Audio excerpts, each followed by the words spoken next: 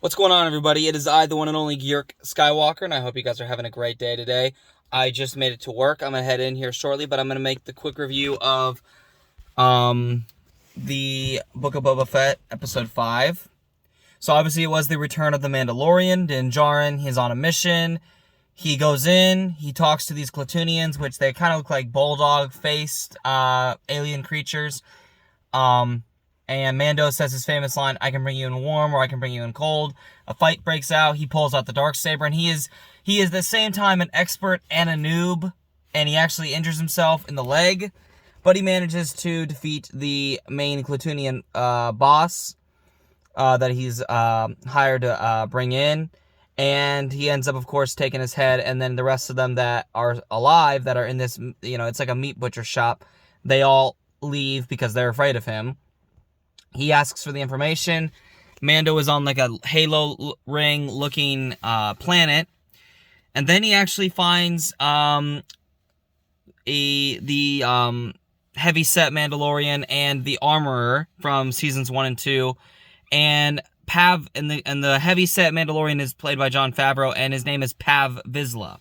Because Pav Vizsla is the descendant of Tar Vizsla. Of Pre Vizsla, who was the descendant of Tar Vizsla, the first Mandalorian Jedi.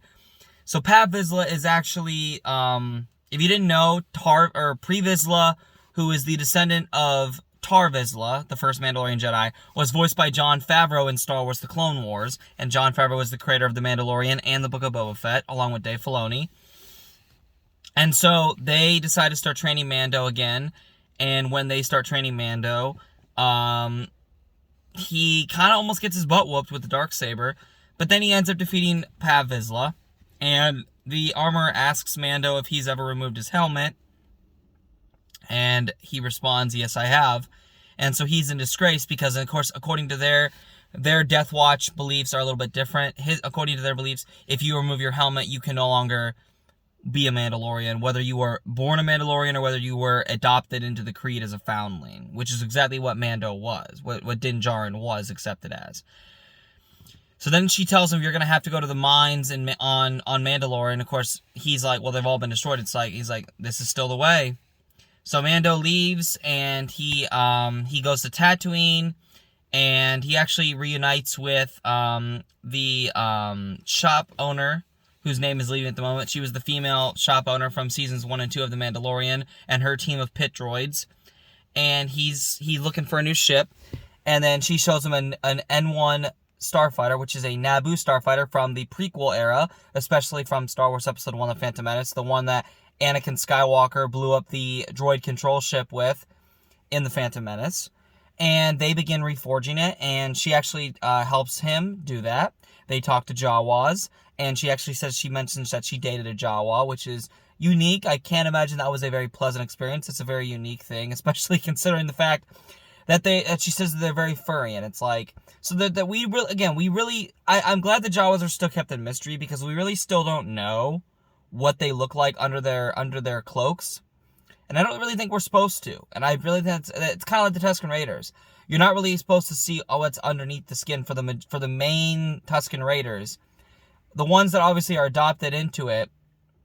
And of course, now we also have confirmation that Boba was with the Tuskens for those 5 years between Return of the Jedi and the first season of The Mandalorian. So after Return of the Jedi, and between the events of Episode 6, Return of the Jedi, and before The Mandalorian Season 1, those 5 years, Boba was a Tusken.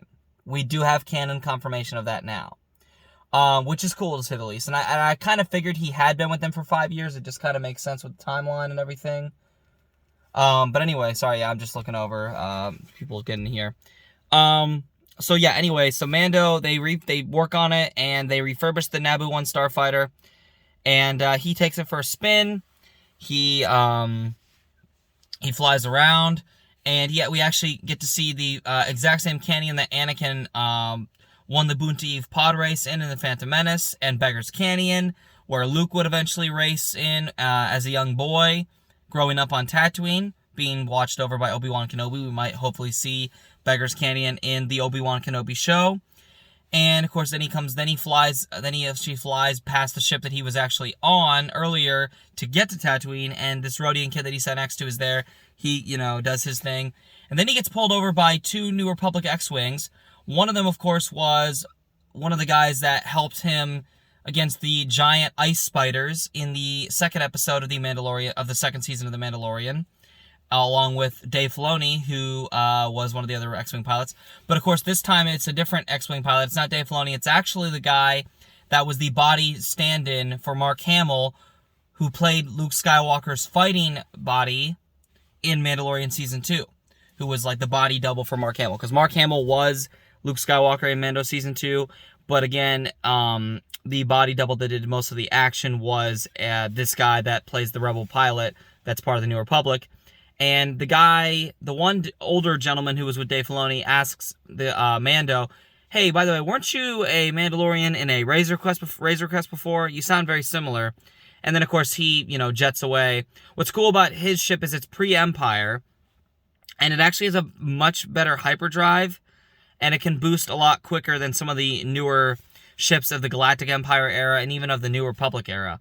So then he boosts away, goes back to Tatooine, and as he lands in the hangar of the shopkeeper ship, Fennec Shan actually arrives, and she's like, Boba needs you, and Mando's like, and she throws him a bag of credits, and he goes, it's on the house, and she goes, he would really appreciate it, and then Mando goes, oh, that's fine, but first I need to go see a little friend.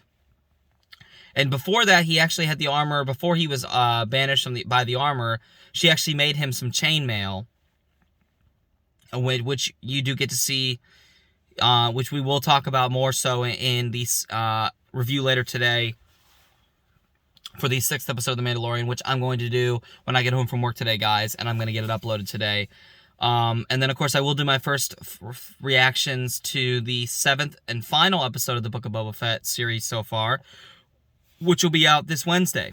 So, and I'm actually going to be up extra early on Wednesday. I'm going to get up around 2:45 a.m. because at 3 a.m., of course, the show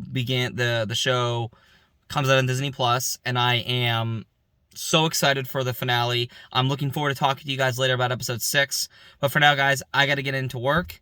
So, overall, I really enjoyed this Return of the Mandalorian episode. Not my favorite, but it was still really good. But I will tell you, I'm looking forward to talking with you guys about episode 6 because this was my favorite episode so far. And again, I will give you my final thoughts on Boba Fett and where I think it's going to be. And I am really excited for what we're going to be getting Star Wars-wise this year. Anyway, guys, I got to head into work. So make sure you hit the subscribe button and turn on notifications so you never miss any more uploads from yours truly, the one and only Garrick Skywalker. Once again, guys, thank you guys so much for watching. Stay safe. God bless. And remember, the Force will be with you, always. Take care, guys.